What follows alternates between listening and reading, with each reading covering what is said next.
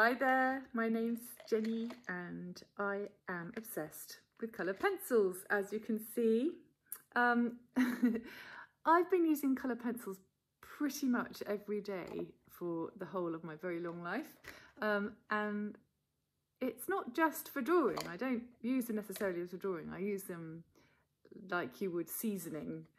So I use them to give shapes three-dimensionality and adding pattern and shading and working on top of paint, which is a really good cheat.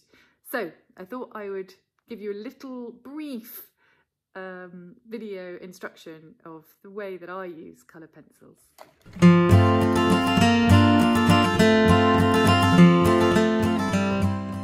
So I'm going to show you how to graduate colours, to blend them from a dark blue to a sort of light blue. So you just need these three pencils, a dark blue, a light blue and a white.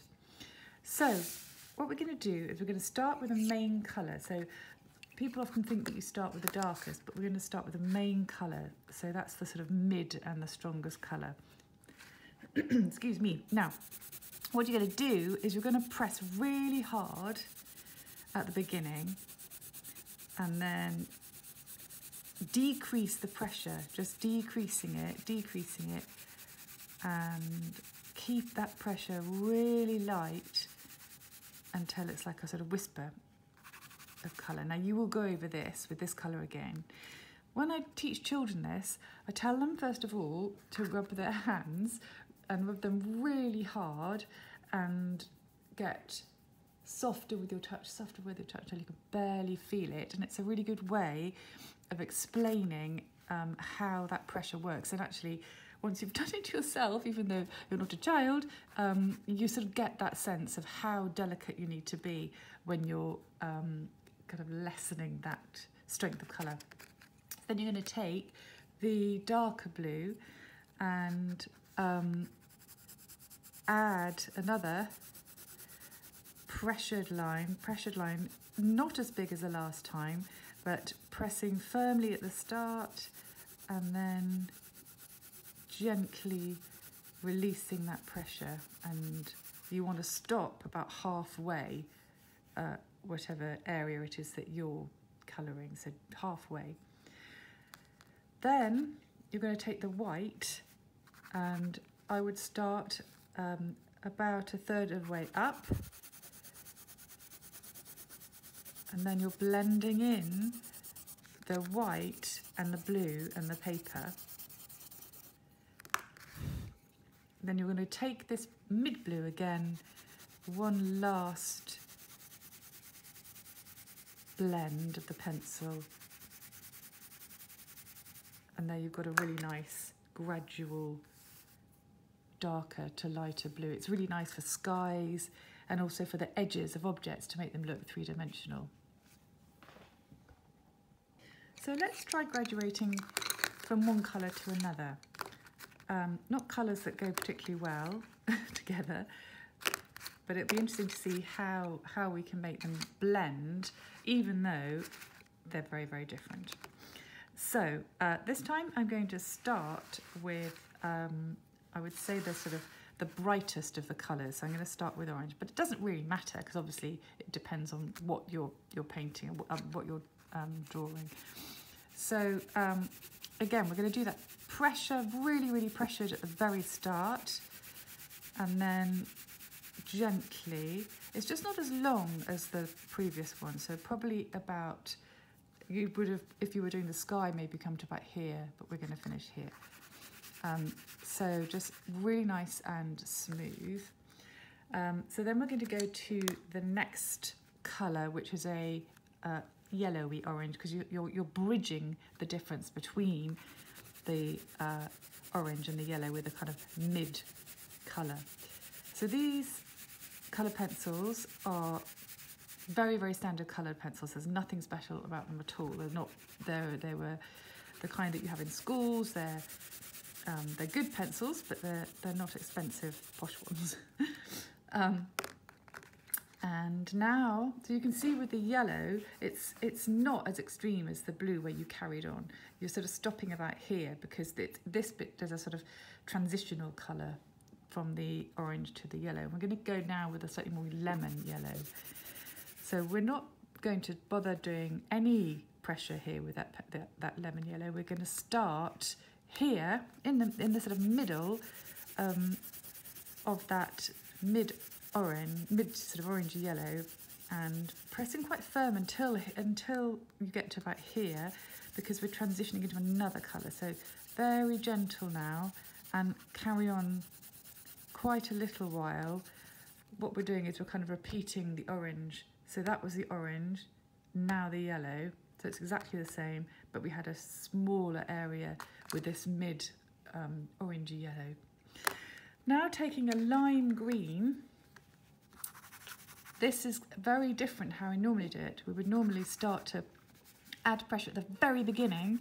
This time we're going the other way, so it's very gentle.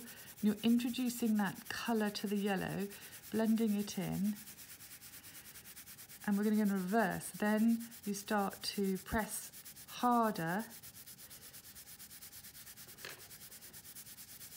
until you've really got to that really, you know, when we were talking about that on the hand, it would always hurt. That's like a real pressure. And then you can go back. Now we're going to go back to that lemony yellow to blend these colours together. So we're going to press hard. And there's no need to lessen that pressure because it's a blend. It's a bit like the white, we're just blending. So going back to that limey green, we're going to now blend it so that it fades a bit, and this is so that we can turn it into a strong green. Okay, back to this. It may vary with your pencils, but I'm using just school pencils. They're really nothing special, and you may have a better green, but in my little set this was the only green, so you might have a better one. We're going to start really pale. Again, we're doing this in reverse. So really, really pale. Make that pressure even, so no jumping from really pressured to light. So you kind of want it to be really even.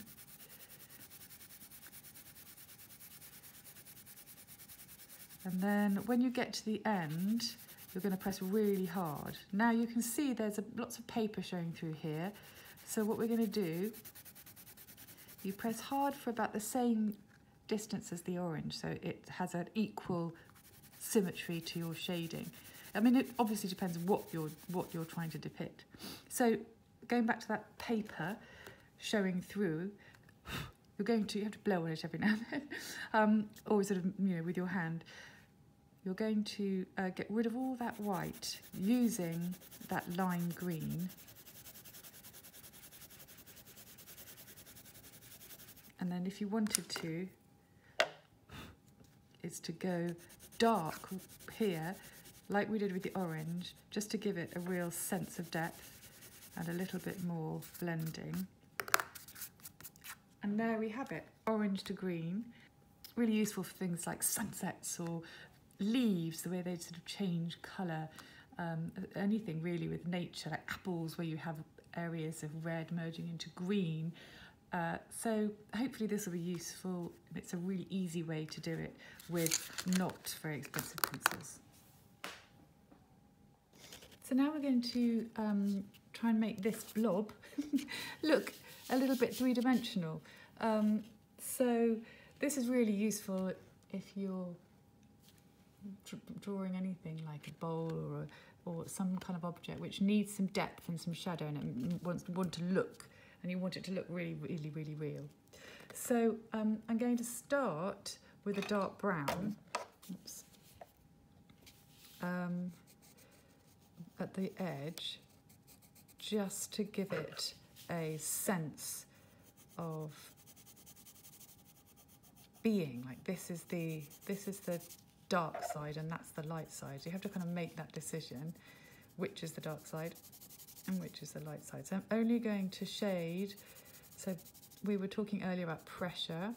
So I'm just doing that same thing, but I'm using the pressure not just in one area. So what you're really doing is you're making this sort of shape, and then you're moving round and round doing that until you feel like it's already starting to look a little bit more three-dimensional. So then I'm going to go in with a darker red,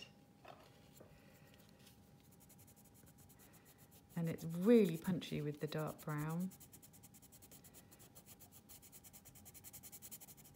You're pressing, your pressure is really hard, so you're going to really press hard, and then again very soft, so it fades into the paint.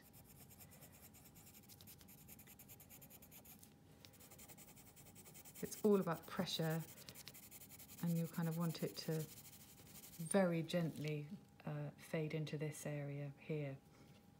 So then I'm using a white pencil. Again, these are just normal school pencils. Just put a little, think about where the light's coming. So if you've done this area dark, the light's going to be coming from here. So this area here is going to be the lightest. So what you're going to do here, and I'll just show you on beside it, is, I know this is dark, but you won't see it on if I do it with white. You want to kind of start with a circle that's really pressured. Then you're going to gradually move out of the circle, so increasing circles but decreasing pressure. So actually that looks like a sort of nipple now, doesn't it? But you're essentially you're creating a spot of highlight. So here you're going to start with that pressure and then lessen it. Now, if you want to make something really look three-dimensional, you have to think about that, where it is, what is it sitting on, and what does the light make it do to the surface it's sitting on. And that could be any colour, but here, if the light's coming from here, the shadow would be behind. So I'm going to draw a little, make it grounded, and then thinking about where that shadow would be. This is another really good way of making something feel three-dimensional. So here, I'm flicking really to give it like, so you're kind of the pressure is here, and then you're kind of flicking it away so that the pressure is at the beginning,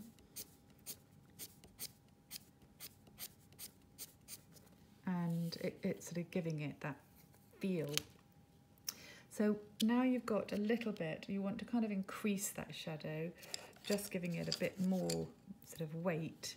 You want to go with the dark, well it's not, it's a light blue, but it's darker, and just give it again a little bit more, and you're doing that sort of flicking, just to give it some real foundation.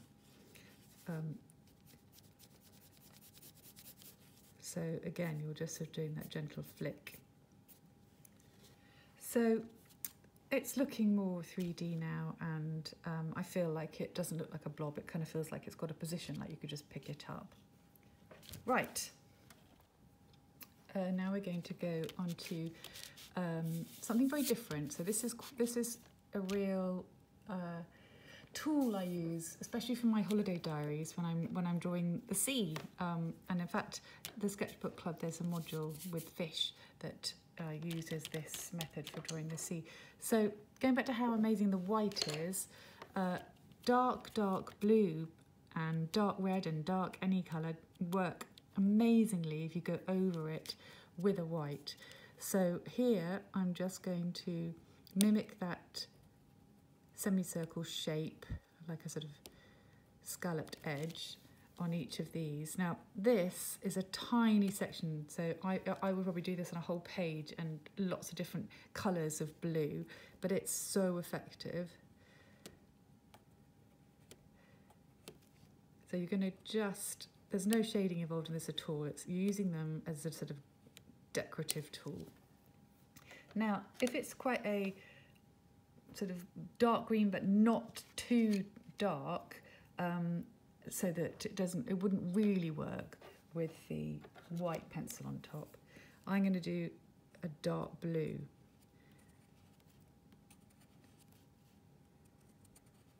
You could do dark green, but actually it's quite nice to use a sort of different contrast in colour. It's so fun to do. It's really relaxing. It's quite meditative, especially if you have a huge area to do a sea. And it could just be a pattern. I mean, it's lovely.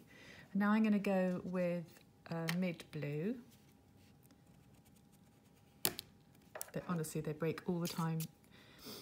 And then keep them quite sharp, but I don't want to bore you with just pictures of me sharpening my pencils, so I'm going to keep it as it is.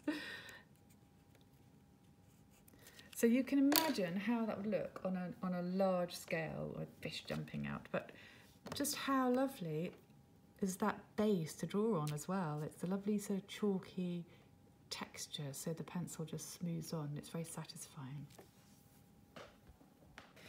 Right, the next thing we're going to do is I use colour pencils a lot to sort of make my hand lettering look better. So I've just painted this. It's not brilliant, it's a bit scrappy, but I'm going to make it look much better. So if you're going to use this style, it's quite nice to make that really feel three-dimensional. So I'm going to sharpen my pencil. It's really important that your pencils are always really sharp. So I'm just going to sharpen my pencil.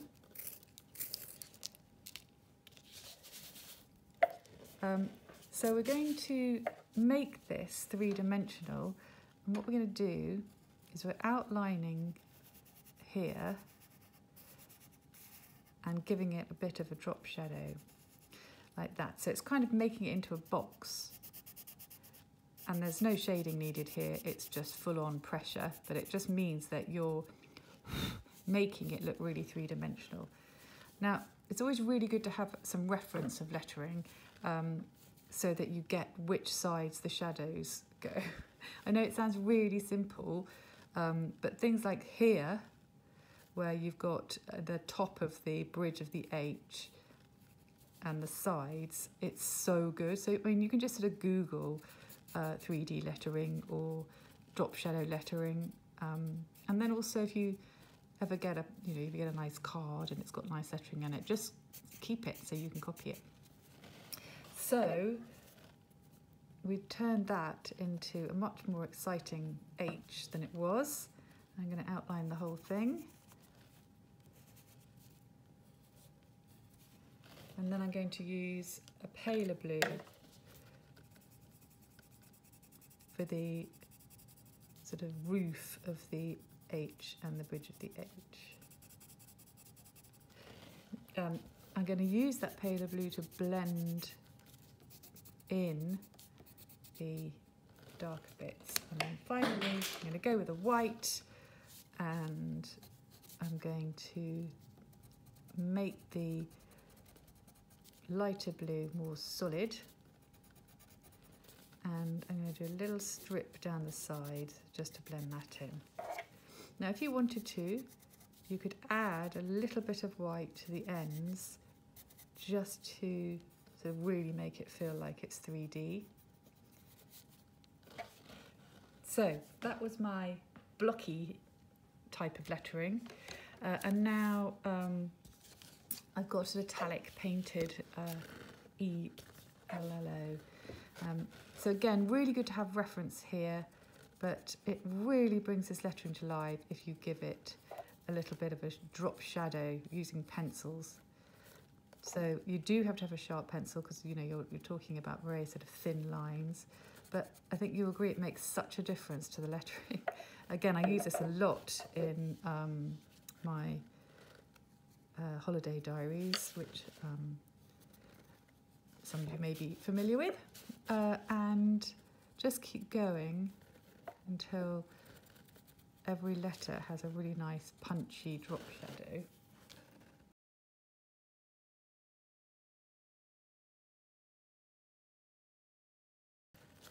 Then, using a white, you can give it another little element of highlights.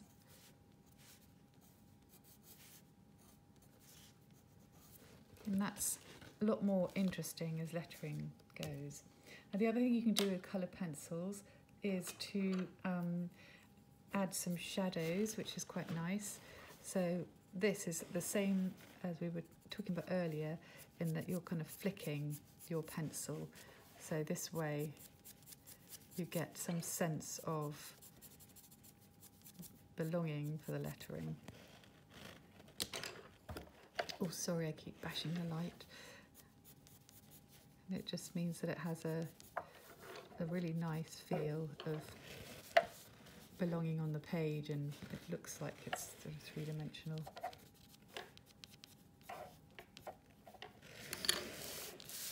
So there we have the lettering. Finally, I'm just going to talk about pattern and making things look decorative, and just to give pieces a more professional look. So I've just done a cactus, painted the green, waited for it to dry, painted the pot, and then waited for it to dry and painted a darker section here. So what you can do is, going back to the adding three-dimensional elements, it's so nice with things like this because it starts to really bring it to life. So here I'm only using one colour because there's a lot of colour on here already.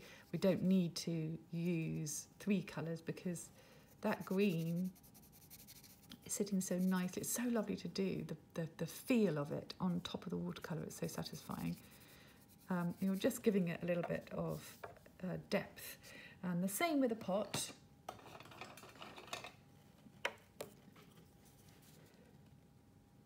Before you add any patterns, it's quite nice to just make, it's like smartening up. It's just basically washing its face and combing its hair.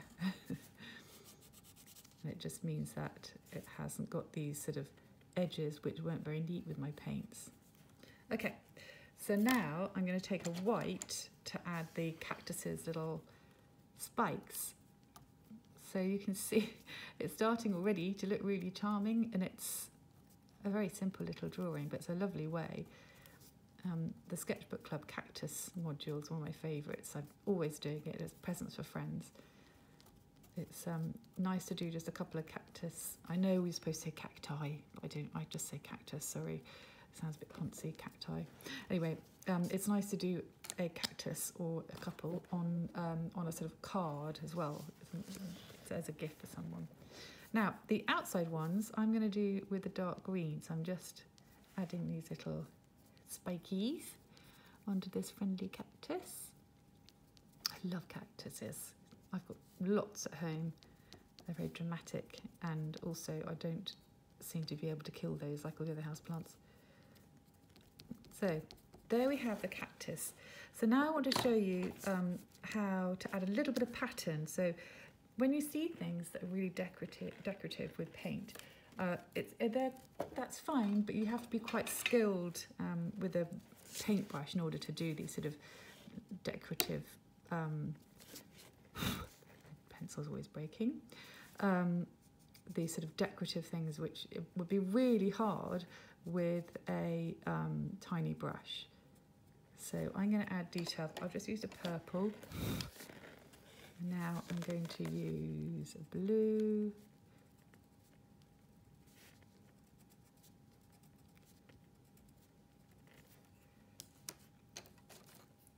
and a brown. Oh, it's breaking all the time, sorry. It's because I'm pressing too hard, actually. I don't need to press that hard. But you can see how effective that is. And equally, you can add a bit of white detail to the paint.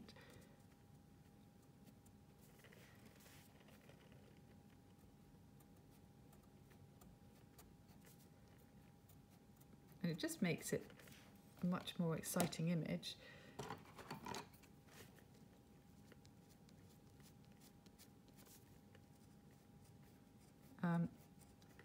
It's very fun and satisfying to do. But yeah, so you can see how that was just quite flat. Now it's not only looking really decorative, but it's also looking a little bit more three-dimensional with that sort of shading.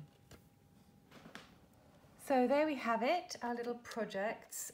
So hopefully I've enlightened you a little in how best to use coloured pencils for adding additional shading and detail and pattern. So I hope you enjoyed it, and I will see you later. Bye!